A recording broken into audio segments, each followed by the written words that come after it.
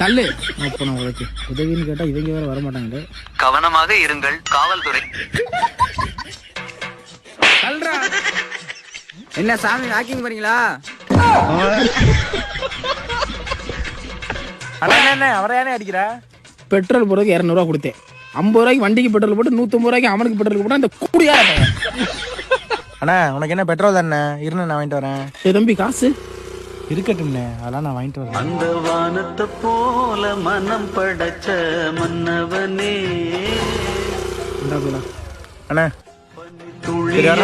சரி ரொம்ப நன்றி. ஊத்துறா வேமா. மாட்டேடு.